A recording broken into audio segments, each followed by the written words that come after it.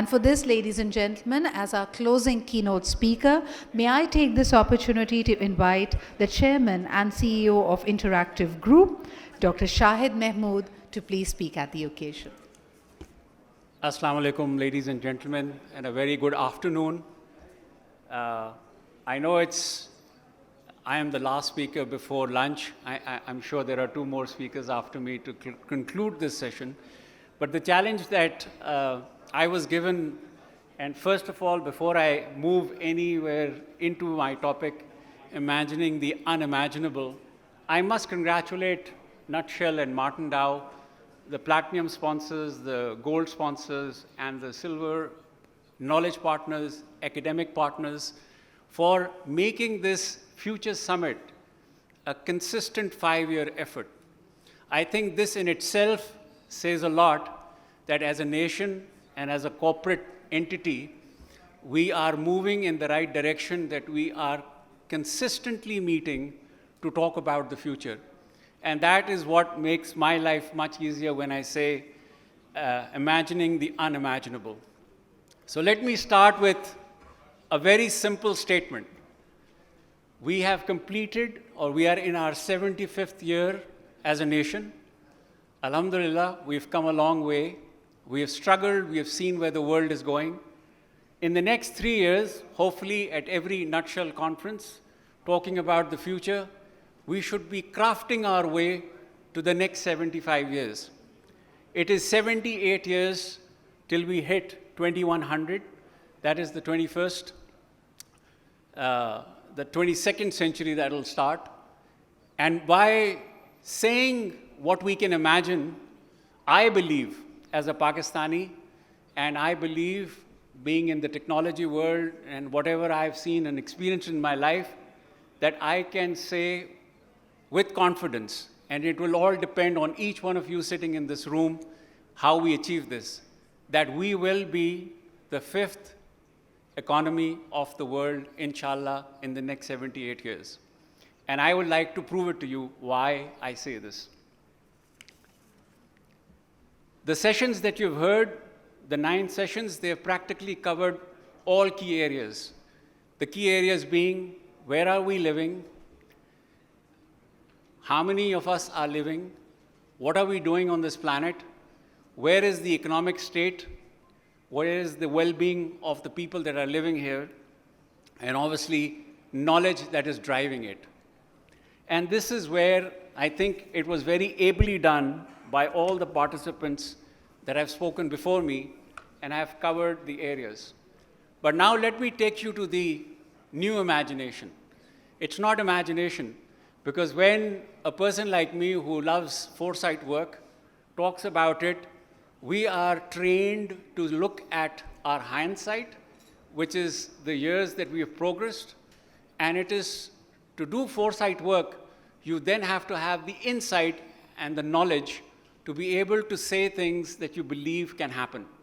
And I say this with 37 years of my background in technology. For all the praise or not praise, my signature it was, I think, the 19th of October, 1989, the first mobile Paktel has my signature as the shareholder director and putting mobile phones in this country's map. Also bringing satellite to this country and satellite communications. And so on, we've progressed and we've done well. But why I say this is just to build confidence in what I'm saying is based on my experiences. It took the world 250,000 years to become a billion people. 250,000 years, and the first billion people were on the face of the earth. Then it took another 100 years, and we added another billion. Then it took 33 years, and we added another billion. Same earth, same resources, same everything, but the pace, 250,000 years, 100 years, 33 years, now we are adding a billion people every 10 years. This is something we all need to understand today if we are to talk about the future, if we are to talk about the imaginable. If we don't, then we will remain in the realms of unimaginable, because this is something that history is teaching us. And when I say we will be, inshallah, the fifth economic power of the world, I say this with confidence because when you look at the numbers, it will be our default as Pakistanis, as heads of the corporate sector, as government, that we do not encash on something that was so visible and within our reach. The world in 2100 will be very different. And Allah Ta'ala has been very kind to us that we are globally positioned with some amazing neighbors. China, we all heard about the CPEC route, is one. Thousands of years of civilization and understanding of humans. Iran being another one, which has thousands of years of civilization and understanding of the human race. India, on the other hand, is another one. While we are positioned, and with Afghanistan, who are the most resilient nation in the world, and I think the world has seen that again and again, we are positioned in such a way that we now form another bridge. When we were talking about CPEC, I was talking in my head that we will be instrumental, and this will be the first step towards that, instrumental in being the bridge between Asia and Africa. Because Allah Ta'ala has been kind to us that we are fundamentally positioned in such a way that we will become this bridge. And when I talk about this bridge, in the year 2100, 40% of the world will be living in Africa, and 42% of the world will be living in Asia. The entire North and South America will be 4%. The entire 27 countries of the EU will be 6%. 10% world population base in what we are focusing today as the technology experts and the Western experts. What is more interesting, and my take on CPEC in a different way, is we are going to be that nation that China will depend on. And when I say this, please don't take me wrong, because we have to work hard to gain that respect. But why will we position ourselves in that way is very simple. China's number 1 competitor in the world is India. India in 2100 will still be able to maintain its 1.02 billion population. Whereas China, unfortunately, because of a policy mistake they made, is going to be 750 million people. It is going to halve its population base in the next 78 years. It will seriously require skilled manpower, the last session that we had. The country that will be number 2 in the world from a population standpoint is Nigeria.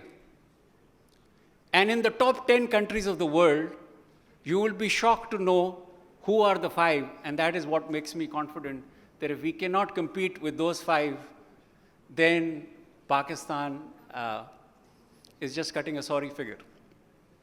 The 5 countries that add to the top 10 list, number 1 is India, number 2 is Nigeria, number 3 is China, number 4 is the US, number 5 is Pakistan. Number 6 is the Democratic Republic of Congo. Then comes Indonesia, then comes countries like Egypt, Ethiopia.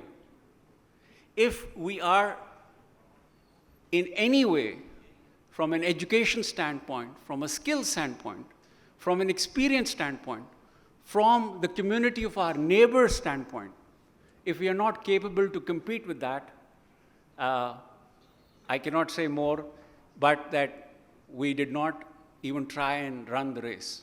Because if we ran the race, and we will run the race, inshallah, we will be able to position ourselves correctly. When you look at these dynamics, and you look at what's going to happen, the trade where skills have already been developed, the way the Chinese developed their clusters and how they've managed to get all their expertise and why the One Belt, One Road is basically to make sure that what they do on e-commerce platforms as Alibaba or Bindado and other so many of their platforms that they have, they are pushing economy manufactured across these logistic routes into the world. While it is doing that, it is also going to go down in manpower. And this is where Pakistan's second most critical opportunity comes up. We have a 1,001 kilometer coastal line, which has a potential of several ports. The ones that are operational are Gwadar, Karachi, and Port Qasim. But there is Ormara, there is Pasni, there is Javani. We can even build something in KT Bandar.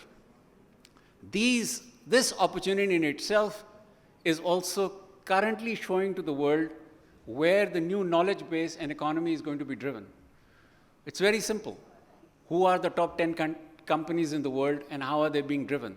They're all tech companies. Tech companies require manpower.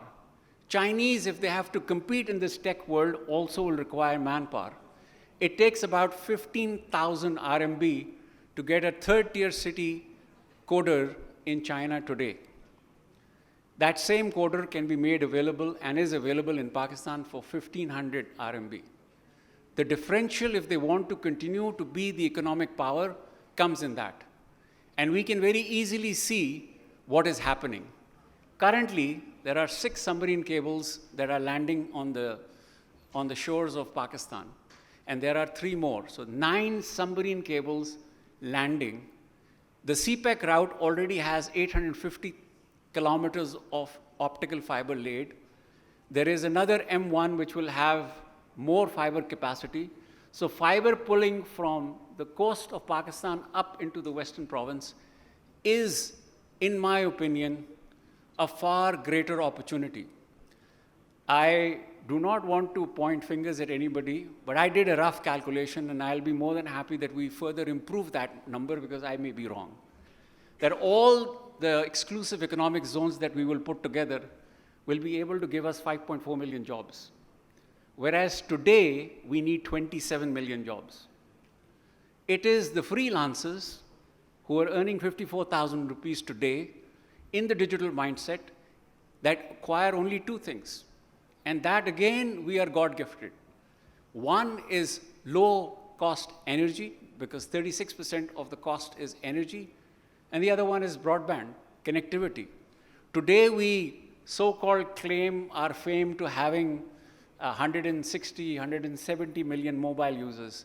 A mobile user and the mobile data bandwidth that you get is about 10 MB, which in the 4th industrial revolution is ridiculous. If you want to be successful in the 4th industrial revolution in technologies of today, and you want to equip your younger generation and the youth, you have to give them a minimum of 100 to 200 megabits. We are very fortunate that we have not only the optical fibers coming in that will give us connectivity in the areas that we will go into, but then we have Elon Musk doing his trick with the Starlight program, because Pakistan, if you look at it from a terrain standpoint, 40% is in an area where you cannot lay fiber. So for that 40% to encash on the population base, because we will remain, geographical boundaries will remain the same, to encash on that, we then need that connectivity. And that connectivity and speed is what is going to revolutionize the world. So solar, wind, energy based out of nuclear. I don't know why we are so shy of talking nuclear energy. Nuclear energy today has become 90% more safe than it was when it started. Majority of the countries in Europe are dependent on nuclear energy.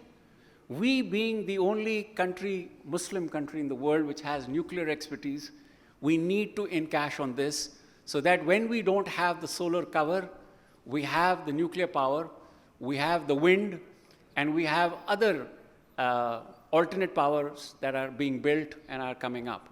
Cost of energy goes down, broadband comes in, the 40% that is not being covered, then encashes on the youth. As it was being said, that a 3-year-old can play with the iPad and learn faster than any one of us. It's true, because this is where their eyes are opening and this is where they're coming up. So when we look at the future, the family size will not be 6, the universal family size will be 2. Life normal life expectancy will be about 73. So if we have these numbers, we know where we are positioned, and we have the capability of bridging ourselves as the Asia-Africa bridge, because the 5 countries that will be the most populous in the world in 2100, which is 78 years from now, are in Africa. And they would want to access the 2 major markets of the world. One is India, and one is China. If you take India and China together, that's approximately, out of the 9 billion population that we will have, the 2 billion. And these are markets you cannot ignore, including Pakistan, which will be around 300 million. You have to be able to position yourselves correctly. So we have to move beyond CPEC. Now, CPEC, in my opinion, has given us that opportunity to redo things in the next 78 years that we have done as a mistake in the first 75. And I call that first mistake is, I frame it as the GT Road syndrome. When I call it the GT Road syndrome, it is along the GT Road, we urbanized ourselves. In the next 78 years, 70% of the world will live in urban cities. 70% of the world will live in urban cities. How we develop our urban cities, how we plan them, how we make them sustainable, how we take them to 1.5 tons of carbon footprint. We are increasing our carbon footprint, so we have to be very careful when we talk about industry and everything else, because industry will then take us to another game in 2030. And if we sort of cross over the robots and the AI and the technology, which I'm very familiar with, I can assure you low-cost jobs will not be done by humans, they will be done by robots. Because a robot will cost me less than 20,000 rupees, whereas the basic salary today declared by the government is 20,000. So it's always going to be challenging on who you bring in. But if you know where the world is going, if you know, and you just have to have that heart and imagine in yourselves, you can overcome the unimaginable. The unimaginable is not that we cannot be the 5th. It is that we do not have the desire or the passion or the understanding. And I think in this august house, we have all the requisite skill sets that just need to craft the way forward, knowing what is going to happen and where we need to position ourselves. The human body is an amazing future. When we talk about technology, I find it very fascinating. And this, I'm a student of history and future, and I love the subject. This is something that is unexplored. And why I'm sharing it with you is because we will be the 5th largest nation population-wise in the world. So we will have that resource base within us. The human body in itself can store more than 2.5 petabits of data at the human temperature. Technology today is doubling in storage, in speed, in processing at 12 months. But we have still not explored the human body and its potential as a storage device and as a processing device. The neurons in our brains work in a different way, and everybody's studying that, and we are coming with AI and neural networks. My PhD is in that. So when I talk to you about that, I'm talking with a very good understanding on where the human body is going and what we will be able to encash with nanotechnology and with other technologies. So if we have the resource, which is the raw material of the future, which is the humans and the population base, there is nothing stopping us from being the 5th most powerful nation of the world. We just have to believe in ourselves. And in that belief, I believe, when we talk about the future summits, we should keep crafting our way in understanding what is it that we did wrong in the past 75 years, what is it that as a collective we can do right for the next 75 years, and we should be able to improve on this year on year. And I must compliment Nutshell, Martin Dow, and all of those who sponsor and all of those who have taken time out to be here to talk about the future of Pakistan. Collective commitment will get us there. And with that, I would like to thank you all.